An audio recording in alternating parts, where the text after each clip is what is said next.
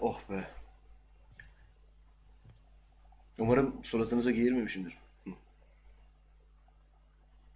Of, kollara bak maşallah, Alman gülle takımındaki kadınlar gibisin. Bu Tayvanlıymış lan, anlamıyor bizi anlamıyor. Kapa. Ay. Manuel Mete bize yazmış lan. Manuel Mete bize teknenin videosunu atmış. Dur bakayım. Tayvanlıdır sunu köşeden. Aa, tekne iyiymiş lan. Tekne bence iyi yani. Burada takılınır.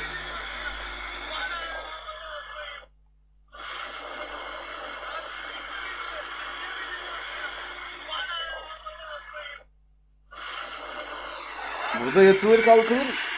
Mangal falan da yapılır. Baksana adamların takıldığı hikaye bak. Burada takılır yani. Felaket Efendim? dedim, kız affet. Siz Türksünüz değil mi ya? Felaket değiliz. Suriyeli gibi durdunuz da bir an.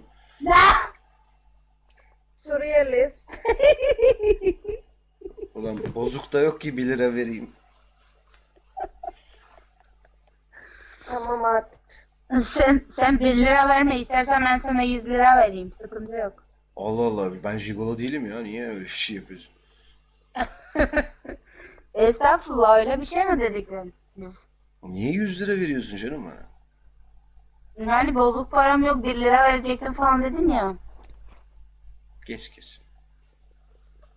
Geç abi geç. Hiç sevmedim. Doğru. Antipatik tiplersiniz, geç. Çok güzel koysun galiba. Hı? Çok içme. Fazla içme. Neden? Çarpar. Çarpsın diye içiyorum Ne zaten. yapıyorsun? Ya bir insan niye alkol içer? Sarhoş olmak için içer. Ben sarhoş olmak istiyorum ya. Morali mi bozuk var? Evet. Neden? Sevgiliden mi ayrıldı? Dinleyeceksiniz, anlatayım. Dinliyoruz işte. Ya ama bir eliniz telefonda, onu bir bırakın. Geriliyorum ben orada. Geçecekmişsiniz gibi duruyor. Geçmeyeceksiniz, anlatayım. Hangi telefona ya? Telefon şarjda, o yüzden tutuyorum. Şarj da güzel. Tamam. Tam hikayeyi anlatacağım kişilersiniz, anlatayım. Tak bak. Bak, ben karımdan boşanalı 3 ay oldu. 5 yıllık bir evliliğimiz vardı. Bir de 4 yıllık bir ilişki sürecimiz vardı. Çocuğumuz var, Esila, kızımız. Benimle birlikte şu an uyuyor. Şöyle oldu ayrılmamız. Çok güzel sesi vardı karımın. Ut çalardı, çok güzel şarkı söylerdi. Bize her cuma ve cumartesi günü bir rakı sofrası kurardık. O mezeleri hazırlardı. Ben balıkları kızartırdım. Rakımız zaten fix. Ay sonu biliyorsunuz, hani çalışıyor musunuz bilmiyorum ama ay sonu insanların hani parası biter. Bakkala falan veresiye yazdırır. 120 liralık bir borcum vardı benim bakkala. Bir cumartesi gecesi işten geldim. Dedim ki o lan ne güzel, işte soframız olacak, içeceğiz falan. Kapıyı açtım. Salona doğru ilerledim. Bir garip bir şekilde bir boğulma sesi gibi bir ses geliyordu. Kapıyı bir açtım.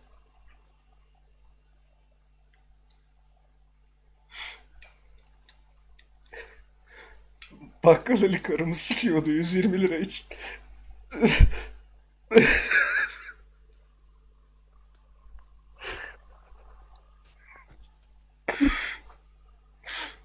Ne yapıyorsunuz dedim. Tahsilat yapıyorum dedi bana. Tahsilat dedi bana.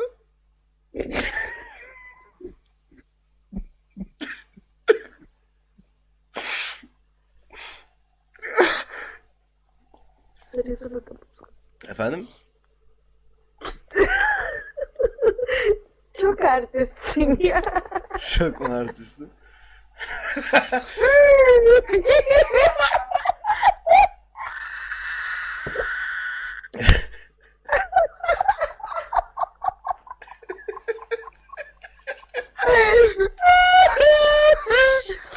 Bağırma lan, bağırma. Ya, sakin gül. Zor tuttum gülmeyi ya.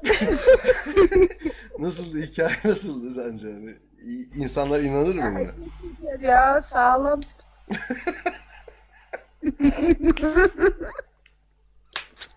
Hmm. Hayır, Düşün. Aman kopya kaldı. Düşün ruh bak, hastası. ben erkek ırkından herhangi bir bireyim. Erkekler size çok kaliteli yalanlar söyleyebilir. Aptal olmayın, kendinize gelin. Ay, öyle bir kaliteli yalan söyleyeceğim ki hiç aklına bile geçmez. Nasıl bir, hadi sen de bana bir oynasana. Bir bakacağım, oyunculuğuna bakacağım. Ben mi? Benim oyunculuğum çok zayıf. O zaman tamam, ben erkekler daha başarılı bu konuda demek ki.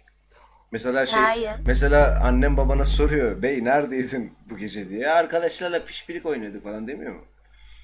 Siz de yiyorsunuz bunu. Yo. Benim babam her zaman evde. Her zaman. Niye? Senin baban saksı mı canım yani? Gidiyor adam, dışarı çalışıyor, geliyor falan. Akşam eve geliyor. Bazen geç geliyor. Hiç geç gelmiyor mu baba? Babam bir yere gittiğinde her zaman annem yanımda. Tamam, babam bir yere gittiğinde annen senin yanında, da baban ne yapıyor, hiç haberin var mı? Hayır, babanın yanında. Beraber gidiyorlar takılmaya. Lan baban işe giderken annen yanına mı gidiyor? Babam çalışmıyor ki. Babam evde çalışıyor. Aa, ne iş yapıyor senin baban ya? Benim babamın kendi ev küçük imalatı var. Benim babam mobilyacı. Evde mobilya yapıyor. Evet, bir Maket dükkanı mi? var. Maket mi yapıyor? Evde mobilya mı yapılır lan? Hayır ya, bizim ev şey Atölye. bahçede bir ayrı yer var. Evet. Sen Rus musun ya? Niye Türkçe konuşamıyorsun? Bir garip hani. Şu yandaki arkadaşla konuşmak Ben istiyorum. O daha bir Türk ben gibi geldi bana. değilim ki. Efendim? Bunun Türkçesi benden daha bozuk. Siz Rus musunuz? Yok, Gürcü. Gürcü. Aa. Ha, Benim Gürcü bir kız arkadaşım olmuştu en son. Ben Tiflis'te yaşıyordu. Tbilisi. Tbilisi. He. Hiç Gürcüce de öğrenmedim ya. Ulan ah, keşke öğrenseydim. Dur. Bir şey hatırlayacak gibiyim. Ee, ya hiç hatırlayamadım lan. Bir küfür eder misiniz bana Gürcüce? Dedeşevetsi. Ha, bunu hatırladım. Orospu çocuğu demek o. hayır, Ha. ananı sikildim. Ha lan. Bozdu şülüyoruz bu çocuk demek. Ha. Peki siz ne yapıyorsunuz Türkiye'de? Ne yapabiliriz biz? Çalışıyoruz. Ne iş yapıyorsunuz? He, merhaba. Oyuncuyuz biz. Bir dakika şimdi. Mesela biz bazı meslek gruplarına lejyoner diyoruz. Siz de o meslek gruplarına oyuncu mu diyorsunuz? Nasıl para kazanıyorsunuz? Ne iş yaparak para kazanıyorsunuz? Avukat ofiste çalışıyorum, sekreterde. Sekreterlik patronun peki hiç sana böyle yavşıyor mu, hani yakın falan davranıyor mu? Vardır, vardır. Hiç. Hiç. Senin gibi güzel bir kadına. Şaka mı yapıyorsun? Tabii ki de şaka yapıyorum canım. Ama bir de ciddiye alıyor. Allah'ım. Bak, yandaki daha zeki ya. Bak, o çirkin zeki, sen güzel aptalsın.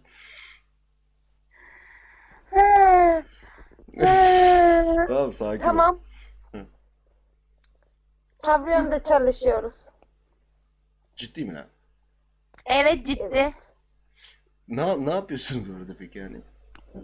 Dikiyoruz. Kons. Konuşuyoruz. Peki bak, hiç konsla daha hiç pavyona gitmedim. Çok merak ediyorum. Gerçekten ne yapıyorsunuz yani? Masaya oturuyorsunuz. O adamlar size dokunuyor falan mı? Hadi dikiyoruz. Sikiyoruz. Sikiyoruz. Sikiyoruz mu? Nasıl? Sikiyoruz derken ceplerini sikiyoruz. Aynen, maddi olarak sikiyorsunuz, o belli de. Hani onlar size hani dokunuyor mu, tutuyor mu falan. Neden sizi çağırıyorlar masalara? Normal. Her şey normal. Muhabbet, sohbet. Sadece muhabbet, Eğlenceli. sohbet. Sadece bu kadar. Ya bazen sapıklar da geliyorlar, dokunuyorlar orana burana da. Yapıştır bir tokat, kalk masadan. Peki fiyatları biliyorsunuz. Yani mesela diyelim ki sizden herhangi bir tanesini masama çağırdım. Bira içiyorum ben. Geldin oturdun masama.